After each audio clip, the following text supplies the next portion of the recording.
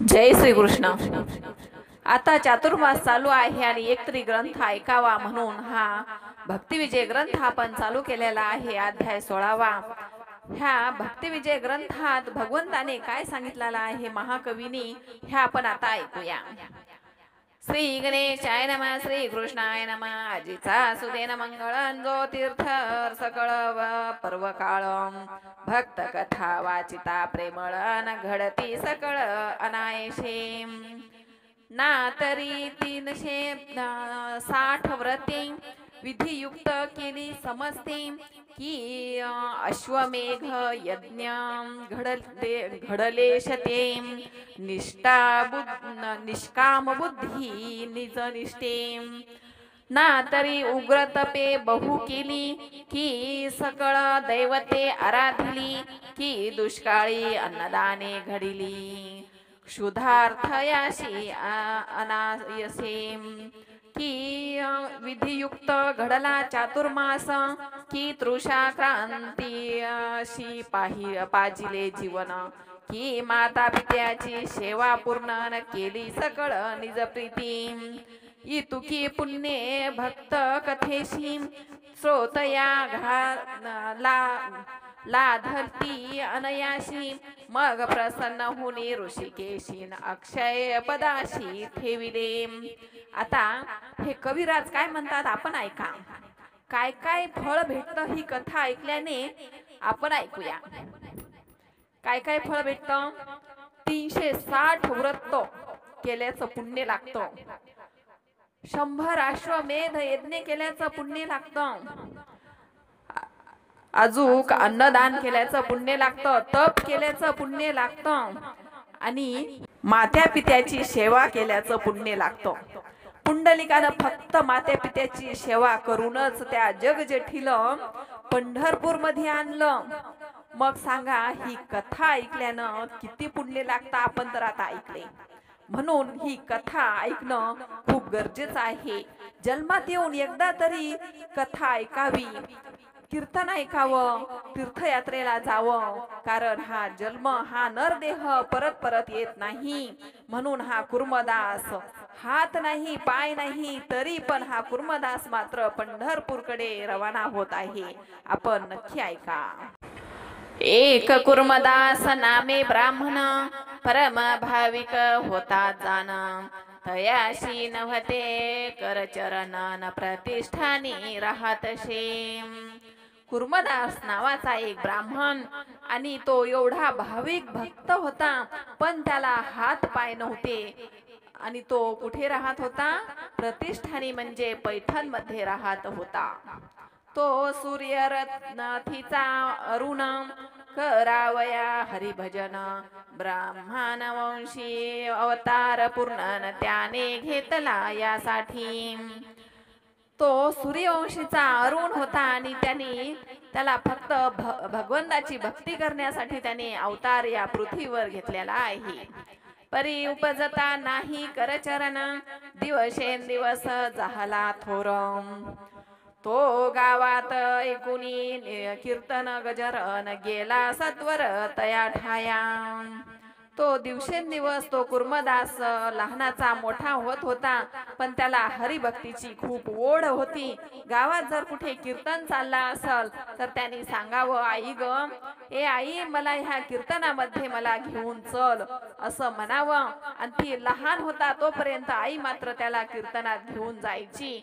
पण तो आता मोठा झालेला आहे 22 वर्षाचा। आता आईला मात्र त्याला नेण्यासाठी त्रास होत होता। तेथे टाळविने मृदुंग वाजती प्रेम भावे वैष्णव गाती देखोनी हर्ष वाटला चित्तीन बैसला प्रीती श्रवणार्थ।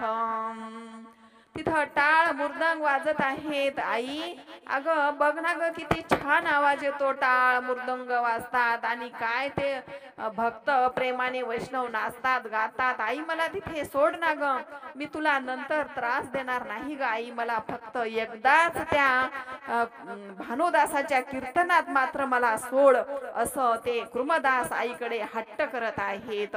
आई म्हणते, काय रे, माझं काय पाप होतं म्हणून तुला हातपाय नाहीत आणि तू माझी सेवा करावी का आता मीच तुझी सेवा करावी, मला समजत नाही कुर्मदासा, पण मी तुला आज त्या कीर्तनामध्ये नेऊन सोडत आहे.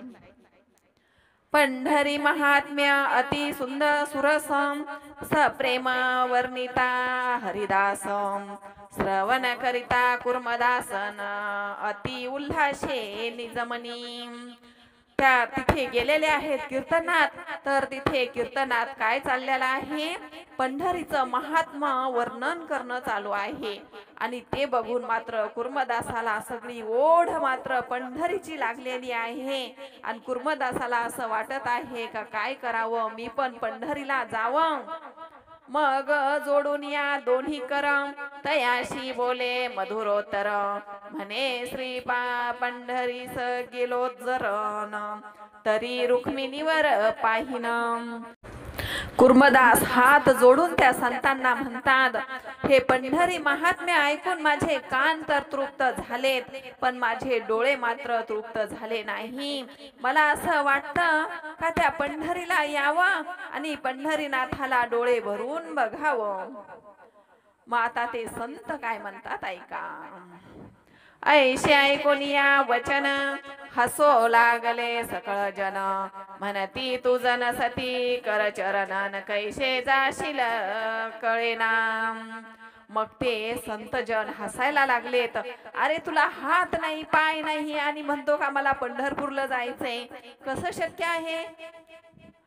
पक्षी नसता अंडजासम केवी आक्रमितील गगनासम, की नेत्र नसता मनुष्यासन कैसा चढेल डोंगरम.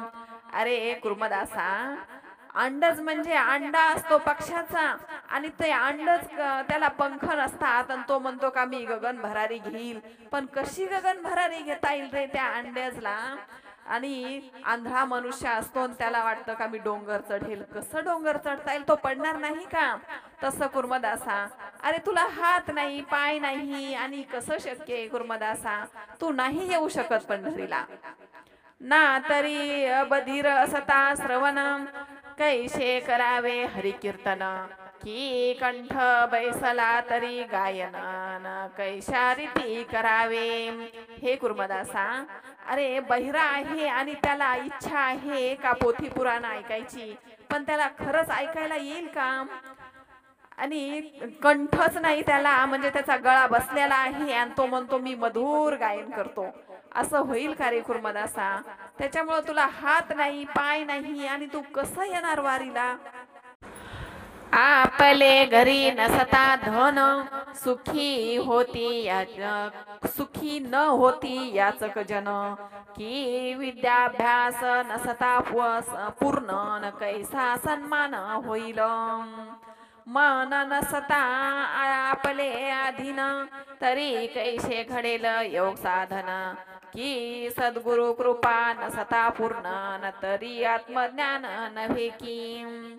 तुझला नाही कर चरण आणि पंढरीस करू म्हणशी गमन, हे ऐकून अमुचे मनन अशांत कित जाहले. ते संतजन म्हणतात, हे बघा, एखादा गरीब ब्राह्मण असतो, गरीब असतो आणि त्याला खूप इच्छा असते का मी याचकाला दान करू, पण कसं त्याला दान करता येईल. आणि विद्याभ्यास पूर्णच नाही तर त्याचा सन्मान तरी कसा होईल. आणि आपण तप करू म्हणतो, पण त्याचं मन त्याच्या ताब्यात नाही तर त्याचं योग साधना कशी होईल. सद्गुरूची कृपा नसताना आत्मज्ञान कसं होईल. कुर्मदासा, अरे तुला हात पाय नाहीत पण तू पंढरीला कसा येशील. म्हणून आम्हाला तर आता अशंका वाटत आहे का आता काय करावं म्हणून. आम्हाशी सर्व संपत्ती धन शरीरासही आरोग्य होते जाण परी घडले नाही तीर्थाटन म्हातारपणापर्यंत. मग ते संत म्हणतात आम्हाला तर सगळं आहे कुर्मदासा, आम्हाला हात आहे पाय आहे, कशाचीच कमी केली नाही देवानं, पण आमच्या मात्र तोंडात हरिनाम पण येत नाही आणि पायानं तीर्थयात्रा पण करू वाटत नाही. आम्ही आता म्हातारे झालो, पण कुर्मदासा खरोखर तुझी ओढ आणि तुझी भक्ती आणि तू वासना धरिली ऐशी परी भरवसा न वाटे आम्हाशी.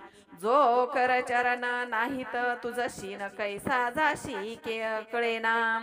हे कुर्मदासा आम्हाला सगळं काही असून मात्र आम्ही असाच आला तसा वाया गेला, जन्म आमचा फुकट गेला रे कुर्मदासा. पण तू मात्र आता ह्या पंढरीची आस धरलीस, पण आम्हाला काळजी वाटत आहे का आता तू कसा पंढरीला जाशील. कुर्मदास म्हणे त्याशी नरदेह लाधला अनायाशी येथे न जाता पंढरीशी तरी पुढे 84 चुकेना. मग कुर्मदास म्हणतात आपण जर मुखाने हरिनाम घेतलं नाही आणि पंढरपूरची जर यात्रा केली नाही तर आपल्याला पुढे 84 लक्ष येऊनी भोगाव्या लागतील. आणि त्या 84 लक्ष येऊनी आताच आपण लक्ष द्या, किती बारीक बारीक किडा मुंगी आळी काय म्हणून नाही, पण हे जर चुकवायचं असेल तर पंढरीची यात्रा करावी लागते. यात्रा करायची की जत्रा करायची हे आपल्या हातात आहे. यात्रा म्हणजे महाराज लोक म्हणतात या आणि तरा, आणि जत्रा म्हणजे गोंधळ, काही फायदा नाही. म्हणून ते कुर्मदास मात्र यात्रा करायला आता निघालेले आहेत. ऐसा अनुताप धरुनी अंतकरणी तेथुनी निघाला झडकरी गावापासोनी कोसभरी न खुरडत गेला ते धवा. मग हा अनुताप त्या कुर्मदासानं मनावर घेतलेला आहे का आपल्याला आता 84 लक्ष येऊनी भोगावी नाही लागणार, म्हणून तो कुर्मदास मात्र पक्का निश्चय केला आणि गावाच्या बाहेर निघालेला आहे तीर्थयात्रेला.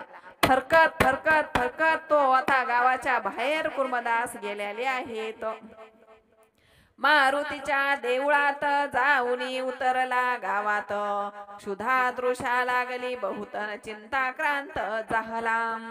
मग तो गावाच्या बाहेर एका मारुतीच्या देवळात तो कुर्मदास उतरलेला आहे आणि त्याला भूक पण लागलेली आहे, तहान लागली, पण आता तिथे कोण खाऊ घालावं आणि काय करावं म्हणून तो चिंताक्रांत आहे कुर्मदास. म्हणे पंढरीनाथा रुक्मिणी कांता मज सांभाळी तू अनाथा तुझ वाचुनी बंधू चुलता न माये बाप दिशेना. मग तो कुर्मदास मात्र आता भगवंताला आळवीत आहे, हे पंढरीनाथा हे रुक्मिणी वरा तुझ्याशिवाय मला कोणी नाही, तूच सगळं काही आहेस, माय बाप बंधू चुलता भगिनी सगळं काही तू आहेस आणि तुलाच माझी काळजी आहे. तूची माझा प्राण जीवन कोण सांभाळी तहान भूक तहान ऐशे ऐकुनी करुणा वचन तो जग जीवन पातला. मग ते कुर्मदास भगवंताची आळवणी करत आहे का हे देवा तुझ्याशिवाय मला कोणी नाही, पण तो भगवंत एवढा वेडा आहे ना, भक्तांनी आवाज दिला की लगेच त्याला यायला लागतं म्हणजे लागतच.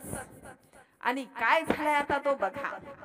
खिस्ती होऊनी पंढरीनाथ तेथे पातला अकस्मात कुर्मदासाशी वैकुंठनाथन काय बोलत ते धवा. लगेच तो पंढरीचा पांडुरंग धावत आला आणि तिथे खिस्ती झालेला आहे, म्हणजे खिस्ती म्हणजे व्यापारी, आणि तो त्या कुर्मदासाजवळ गेलेला आहे. तुम्हाशी नाहीत करचरण कोठे करिता जी प्रयाण आपुले सांगा नाम निधान मज कारणे ये समयी. मग देव काय म्हणतो त्या कुर्मदासाला का तुम्हाला हात नाही पाय नाही आणि तुम्ही कुठे चालला आहात, असं भगवंत त्या कुर्मदासाला विचारत आहे. तुमचं नाव काय गाव काय. माता कुर्मदास काय म्हणतो ऐका. ये रुमने पंढरीस इच्छा वाटते जावयास नाव पुशिले आम्हा सन तरी कुर्मदास जाणीजे. मग कुर्मदास म्हणतात मला न पंढरीला जायची खूप इच्छा आहे, म्हणून मी पंढरीला चाललेलो आणि नाव जर म्हणाल तर माझं नाव कुर्मदास आहे. वचन ऐकोनी श्रीपती संतोषले परमचित्ती, म्हणे अनावयाशे आम्हा संगातीन लाधली अवचिती निज भाग्य. मग ते पंढरीनाथ भगवंत काय म्हणतात, वा वा वा, बरं झालं बाबा तुम्ही भेटले, आता आम्हाला सोबत तरी झालं, आपण सगळे जण आता सोबत जाऊया. कुर्मदास वचन बोलत मी तव करचरण रहित, तुम्हाशी यामुची संगतन कोण्या उपयोगी पडेल. मग कुर्मदास म्हणतात तुम्ही गंज बोलता बाबा का आपण सोबत जाऊ, पण मला हात नाही पाय नाही आणि तुमची आमची संगती काय कामाची. तुम्ही पटापट जाणार आणि मला खूप वेळ लागणार आहे, त्यामुळे तुम्ही तुमचं जा आणि माझं मी जाईल. तुम्ही कोठे करिता गमन सांगा आपुले नामभिधान, ऐशे ऐकुनी मनमोहनन काय वचन बोलला. विठोबा खिस्ती मज कारण अवघे बोलती विश्वजन, पंढरीशी आमुचे दुकान तेथवर जाणे लागते. मग ते कुर्मदास म्हणतात तुमचं नाव काय, गाव काय, तुम्ही कुठून आलात आणि कुठे चाललात. मग भगवंत काय म्हणतात ऐका. देव म्हणतात मी विठोबा खिस्ती आहे आणि मला पण पंढरीलाच जायचंय, माझं दुकान मात्र पंढरीमध्ये आहे आणि मी पंढरीमध्येच राहतो. कुर्मदास म्हणे तया प्रती, तुम्ही तो जाल सत्वर गती, आम्हाशी कैची संगती न लाधेल कैशे कळेना. तुम्ही म्हणता हो आपण सोबत जाऊ, पण तुम्ही पटापट चालणार, मी बघितला असा हात नाही पाय नाही, तुमची माझी बरोबरी कशी लागल बरं, आणि तुम्ही म्हणता का आपण सोबत जाऊ. मग म्हणे शारंगधर आम्हाशी जाणे आहे स्थिर, देणे घेणे व्यवहार न मार्गी करावा लागतो. मग देव काय म्हणतात ऐका. अहो मला पण हळूहळूच जायचे, मला या गावात देणं घेणं आहे, त्या गावात व्यवहार आहे माझा, तिथून पैसे आणायचे, तिथे कापड द्यायचे, मग आपण सोबतच आहे की.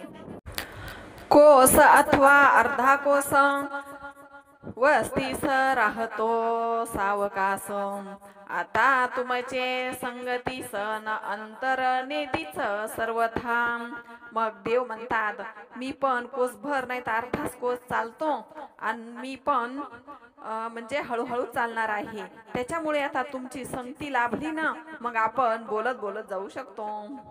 ऐशे बोलता चक्रपाणी कुर्मदास संतोषला मनी, मग स्वयंपाक करून या ते क्षणी न भोजन घातले तयाशी. देवाचं बोलणं ऐकलं आणि कुर्मदासाला आनंद झाला. मग देवाने काय केलं, स्वयंपाक केला आणि कुर्मदासाला मात्र आता जेवू घातलेला आहे. कुर्मदासाशी राजीव नेत्र, पांघरावयाशी देत वस्त्र, मग म्हणे पंढरी क्षेत्र न तेथे भक्त पवित्र नांदती. मग देवाने काय केलं, कुर्मदासाला जेवू घातलं आणि आथरून टाकून दिलं आणि पांघरायला चांगलं छान एक पांघरून दिलं आणि सांगितलं का पंढरी क्षेत्रामध्ये पण भरपूर भक्त येतात आणि मी त्यांना असेच पांघरून घालतो. कुर्मदासाशी जगजेठी रात्री बोले गुज गोष्टी, मार्गी चालता झाला कष्टीन उठा उठी न चालवे. मग ते देव रात्रभर त्या कुर्मदासाशी गोष्टी करतात, गुज गोष्टी, आणि म्हणतात हे कुर्मदासा तुम्ही आज दिवसभर खूप थकला असाल ना, तुम्हाला आता चालवत नसल, तुमच्या हातापायाला खरचटलेला असन, द्या मी औषध लावून देतो. असं म्हणून त्या कुर्मदासाच्या हातपायाला औषध लावावं, कुर्मदासाला कुरवाळावं आणि गुज गोष्टी करता करता कधी सकाळ व्हायची मात्र कळायचं नाही. उदयिक तुम्ही राहाल तेथ आम्हीही सत्वर येऊ तेथ भोजनाविषयी चिंताक्रांत काही न व्हावे मानशी. मग देव म्हणतात, हे बघा, सूर्योदय झाल्याच्या नंतर तुम्ही जिथे जाल ना तिथे मी येईल बरं का, तुम्ही काही चिंता करू नका. आम्ही हिंडतो या कारण यात्रेशी जाती अनाथ दिन त्याचा हिरोन घ्यावा शिनन भूक तहान पुसावी. आम्ही यामुळेच हिंडत राहतो बघा. मला न हे लय आवडतं. देव म्हणतो कोणाला? कुर्मदासाला. आणि जे यात्रेला जातात त्यांचा मी तहान भूक शीन सगळं विचारपूस करतो आणि त्याचा शीन मात्र हिरावून घेतो. ऐशे बोलता रुक्मिणीपती तो उदय पावला गबसती. मग कुर्मदासाशी उठवून प्रीतीन काय बोले ते धवाम. असं बोलता बोलता कधी दिवस निघला काही कळलं नाही. मग देवाने त्या कुर्मदासाला उठवलं आणि भगवंता आता काय बोलतात हे ऐका. मार्ग दाखवितो तुम्हाशी गमन करावे वेगेशी. सायंकाळी बिऱ्हाडाशी न अगत्य येऊ सत्वरम. मग देव म्हणतात, हे कुर्मदासा, तुम्हाला आता मी वाट दाखवतो आणि संध्याकाळी मात्र तुम्ही बिऱ्हाडावर या माझ्या. आणि देव मात्र आता अदृश्य झालेले आहेत. ऐशे म्हणून रुक्मिणीपती अदृश्य झाले सत्वरगती. कुर्मदास मार्गाप्रती गमन करीत तसे ते धवा. कुर्मदासाला वाट दाखवून दिली आणि भगवंत मात्र आता अदृश्य झालेले आहेत. अस्तमान पर्यंत जाण कुर्मदास करी गमन. ग्रामासमीप येऊन वाट पाहे द्विजाची. मग ते कुर्मदास दिवसभर फरकटत चालत आहेत आणि संध्याकाळ झाली आणि ते कुर्मदास मात्र आता तो जो भेटलेला ग्रहस्थ आहे ते त्या द्विजाची कुर्मदास वाट पाहत आहे का आता कधी येईल माझा मालक आणि मला कधी खाऊ घालील. भूक तहान लागलेली आहे. दिवसभर चालून थकवा आलेला आहे त्या कुर्मदासाला. तो सत्वर येऊनी गणनिळम तैसाची केला प्रतिपाळ. ऐसा नित्य दीनदयाळ करी सांभाळ तयाचा. काय तो दीनदयाळ त्यानं यावं, स्वयंपाक करावा, आपल्या हातानं त्या कुर्मदासाला खाऊ घालावं, त्याचं सगळं काही करावं, कपडे घाण काढावी आणि मग परत त्या कुर्मदासाला वाटेल लावून द्यावं आणि आपण गुप्त व्हावं. सन्निधान ग्राम नशेल जर तेथे निर्माण करी द्विजाव सत्वर. परी निज भक्ताशी शारंग धरण कष्टोने तिच सर्वथा. ऐशा रीती चातुर्मास चालत सता कुर्मदास. तो अकस्मात लहुळासन कार्तिक माशी पातळा. देवाने काय करावं? जिथे गाव नसल, काहीच नसल, ऊन वाराच फक्त, माणसाचा वारा नाही, पाखराचा थारा नाही, त्या जागी त्या भगवंतानं तिथे गाव निर्माण करावं आणि त्या कुर्मदासाला जेवण घालावं, स्वयंपाक करावा, जेवण घालावं, त्याचे कपडे स्वच्छ धुवावे, त्याचं सगळं काही त्या कुर्मदासाचं करावं. असे 4 महिने होत आलेत आणि नंतर आता कुर्मदास त्या लहुळ गावी मात्र पोहोचलेले आहेत. भगवंताने भक्ताची 4 महिने सेवा केलेली आहे आणि आता कार्तिक शुद्ध एकादशीचा दिवस जवळ आलेला आहे. कार्तिक शुद्ध दशमीशी यात्रा चालली पंढरीशी. कुर्मदास देखोनी मानशीन चिंतावला ते धवा. मग त्या लहुळ गावातून यात्रा चाललेली आहे दशमीच्या दिवशी आणि हे बघितल्यावर कुर्मदासाला मात्र चिंता वाटत होती. एकादशी पातळी जवळ मज नाटोपे तो सोहळ कर चरणो विना पांगुळन दिन दयाळ अंतरला. मग कुर्मदासाला चिंता वाटते, आता एकादशी उद्या आहे आणि आज मी लहुळ गावात आहे आणि माझं दर्शन कसं होणार ह्या पांडुरंगाचं. मला जर हात आणि पाय असते तर मी चालत गेलो असतो, पण आता ह्या पंढरपूर जायापर्यंत मला 7 दिवस लागतात. मी फक्त कोस नाही तर अर्धा कोस चालतो, आता कसं व्हायचं. म्हणून तो कुर्मदास आता खूप चिंतेत आहे. म्हणे उदयिक एकादशी वैष्णव जातील वेगेशी. मी पांगुळ प्रदेशी न निढळ पडलो एकला. मज सते जरी चरण तरी याज सवे करीतो गमन. ऐसा चिंताक्रांत उद्विग्न हो जानन असे मानशी. चपळाची या सवे जाण पांगुळाशी न करावे गमन. उदारा ऐसा कृपनाशी दान देता नयची सर्वथा. आता काय करावं म्हणून ते कुर्मदास खूप चिंतेत आहेत. आता मी कसा जाणार आहे, मी पांगुळ आहे, मला पाय नाही. म्हणून तो कुर्मदास मात्र खूप आता चिंतेत आहे. की शुद्धार्थाचे बरोबरी रोगी जेविल कैशापरी. की भास्कर ते जाची सरीन चंद्र कैसे करील. आता कुर्मदास मनात म्हणतात, जो भूक लागलेला मनुष्य आहे आणि रोगी माणूस त्याच्या बरोबर कसं जेवल बरं. आणि जो भास्कर आहे म्हणजे रवी सूर्य आहे आणि सूर्य चंद्र त्या सूर्याची बरोबरी कसा करील. सुवर्ण मोलाची समान अन्य धातू न येती जाण.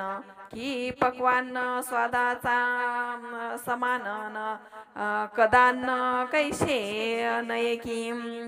मग कुर्मदासाच्या मनातल्या मनात म्हणतात, जसं सोनं आहे तर त्याला अनेक धातू त्याच्याप्रमाणे मानता येणार नाही. पक्वान्न आहे पंचपक्वान्न आणि त्याला कदान्न त्याच्या बरोबरीचं नाही. म्हणून मी ह्या वारकऱ्याच्या सोबत जाऊ शकत नाही, कारण मला हात नाही आणि पाय पण नाहीत. कामधेनुचे ऐश्वर्य पाहे इतर पशुशी जैसे नये. कल्पतरुची सरी कायेन अनिक तरू नये येईल. मग कुर्मदास म्हणतात, कामधेनू गाय आहे आणि बाकीच्या गायी म्हशी बैल ह्याची बरोबरी, कामधेनूची बरोबरी हे कोणी करणार नाही. कल्पतरू आहे, जे मागलं ते त्या झाडाखाली भेटतं आणि अनेक झाड त्याची बरोबरी करू शकत नाही. तसं ह्या वारकऱ्यासोबत मला पंढरपूरला जायला भेटणार नाही. म्हणून आता मी काय करू आणि कसं करू म्हणून ते कुर्मदास खूप चिंतेत आहेत.